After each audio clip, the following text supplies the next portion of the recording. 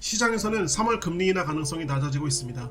연준이 설정한 정책 금리는 5.25에서 5.5% 수준을 유지하고 있으며 시장의 기대는 한때 금리 인하를 강하게 반영했다가 최근 다시 반등하는 모습을 보이고 있습니다. 이는 경제 데이터가 예상보다 강하게 나오면서 연준이 서둘러 금리를 내리지 않을 것이라는 전망이 커졌기 때문입니다. 하단 차트에서는 장단기 금리 스프레드가 여전히 마이너스를 기록하고 있지만 최근 반등하면서 경기 침체에 대한 우려가 다소 완화되고 있습니다.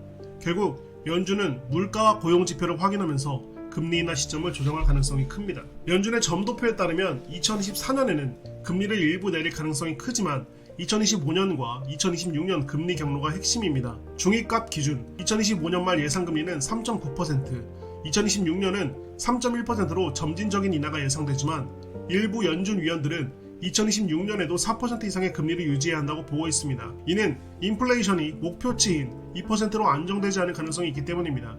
인플레이션 기대 심리가 최근 급등하고 있으며 특히 단기 기대 인플레이션이 3개월 만에 1%가량 상승했습니다. 이는 에너지 가격 상승과 주거비 부담 증가로 인해 소비자들이 향후 물가 상승을 예상하고 있기 때문입니다. 금융시장에서 변동성 지수도 최근 20 이상으로 급등하면서 인플레이션 불확실성이 커지고 있음을 반영하고 있습니다. 이러한 기대 인플레이션 상승은 연준이 금리 인하를 주저하게 만드는 주요 요인입니다. 미국의 재정 적자는 GDP 대비 7% 이상을 기록하고 있으며 정부 부채는 빠른 속도로 증가하고 있습니다. 10년 만기 국채 금리는 4.2%를 유지하고 있지만 정부의 부채 이자 비용이 증가하면서 재정 부담이 커지고 있습니다. 2023년 한 해 동안 미국의 연방 부채는 2조 달러 이상 증가했으며 이는 향후 금리 정책에 부담을 줄 수 있습니다. 부채가 증가할수록 정부는 더 많은 국채를 발행해야 하며 이는 금리가 쉽게 내려가지 못하는 요인이 됩니다.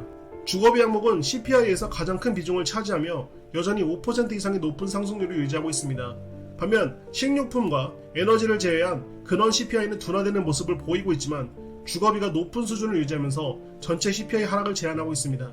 이는 미국의 임대료가 여전히 높은 수준이며 신규 계약 임대료 상승세가 지속되고 있기 때문입니다. 주거비가 내려가지 않는 한 연준이 목표하는 2% 물가 안정이 어려워질 수 있습니다.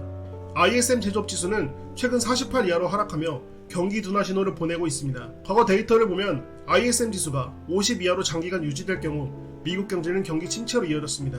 특히 최근 서비스업 지수까지 둔화되고 있어 전반적인 경제활동이 위축될 가능성이 있습니다. 다만 현재 고용시장이 여전히 강한 상태이기 때문에 침체가 본격화되기까지는 시간이 걸릴 수 있습니다. 연준은 금리 인하를 통해 경기를 부양해야 할지 인플레이션을 통제하기 위해 긴축을 유지해야 할지 고민이 깊어질 것입니다. 최근 금융시장의 변동성이 급격히 확대되었으며 특히 기술주 중심의 나스닥 지수가 단기 급락 후 반등하는 모습을 보이고 있습니다. S&P 500의 변동성도 증가하면서 투자자들의 불안 심리가 커지고 있습니다. 이는 금리 정책에 대한 불확실성과 기업 실적 전망 하향 조정이 복합적으로 작용한 결과입니다. 특히 고금리 환경에서 기업들의 이익 성장률이 둔화되고 있어 시장은 연준의 정책 변화에 더욱 민감하게 반응하고 있습니다. S&P 500 기업들의 주당 순이익 전망이 지속적으로 상향 조정되고 있습니다.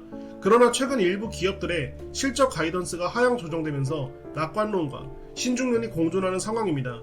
특히 금리가 높은 상태에서 기업들이 이익을 유지하기 위해 비용 절감을 추진하고 있으며 이는 고용시장에도 영향을 미칠 수 있습니다. 만약 실적이 예상보다 부진할 경우 S&P 500의 상승세가 둔화될 가능성이 큽니다. S&P 500 지수는 역사적으로 연중 큰 폭의 조정을 겪은 후에도 연말에는 대부분 플러스로 마감하는 경향이 있습니다. 지난 30년 동안 S&P 500은 평균적으로 연중 최대 마이너스 14% 하락을 경험했지만 연말 기준으로는 플러스 수익률을 기록한 경우가 많았습니다. 그러나 2024년은 금리 불확실성과 기업 실적 둔화로 인해 변동성이 더욱 커졌던 결과가 있습니다. 과거 데이터를 보면 연중 최대 하락폭이 마이너스 10%를 넘은 후 반동하는 경우가 많았지만 경기 침체 시기에는 더 깊은 조정을 보였습니다.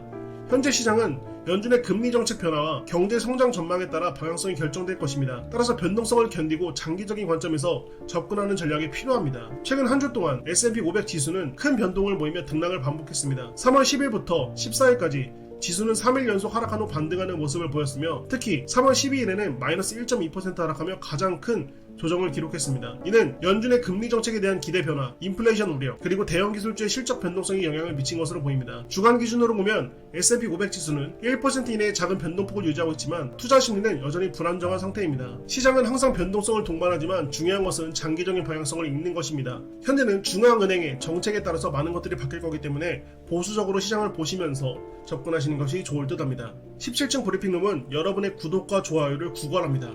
여러분, 그냥 지나치지 마시고 10초만 시간 내셔서 구독과 좋아요 눌러주시길 바랍니다. 더욱 열심히 하는 17층 브리핑룸 되겠습니다. 감사합니다.